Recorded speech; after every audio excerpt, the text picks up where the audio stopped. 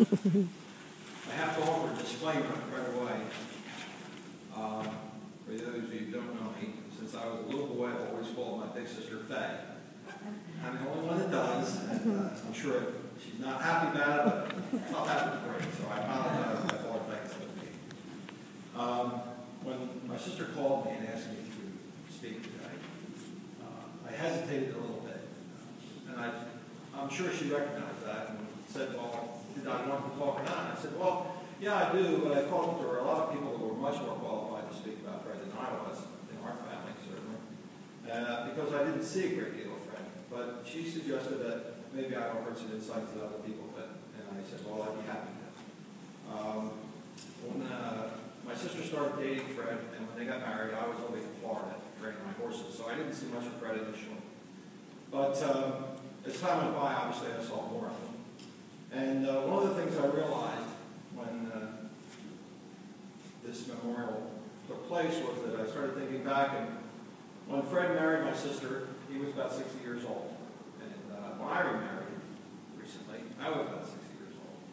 And I kind of realized how tough it might be for people to, at that age, especially across the old bachelors, more or less, to kind of acquire a whole new family and get used to everyone and kind of become part of the family.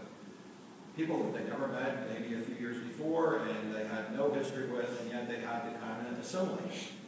And I know everyone so far said Fred was a great guy, but I can honestly say I never saw anybody assimilate as well as Fred did. He fit in very well there in our extended family.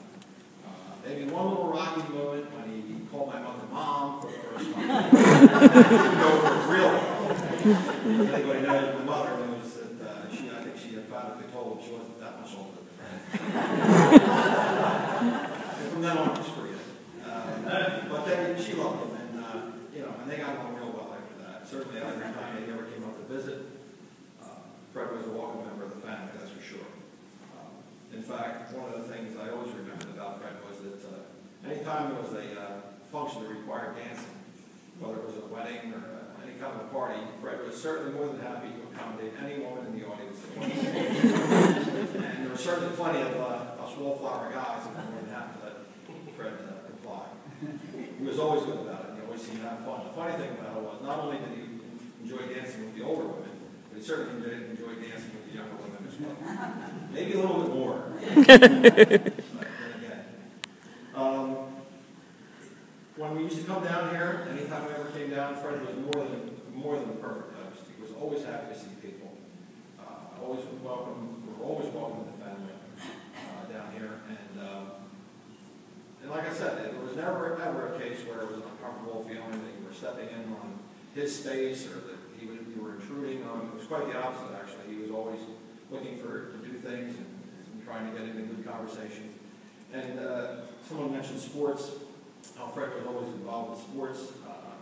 The times that I watched sports with Fred, one thing I noticed that being from Philadelphia, of course, we're pretty much homers, but Fred was never a homer. He always seemed to just enjoy sports for sports was what it was. Athletics, he loved just watching good play. I know he looked forward every year to the Final Four when he used to go to the Final Four games. Talking about that, and this would have been his time of the year, I'm sure of that. He loved those things.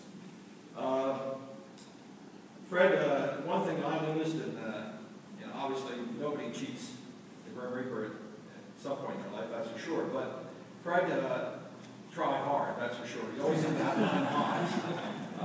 My sister mentioned, and I certainly, maybe it would be brought up, but I have to mention about the fact that, of course, I heard, I didn't see, but their adventure down when they went to visit Mike at his houseboat.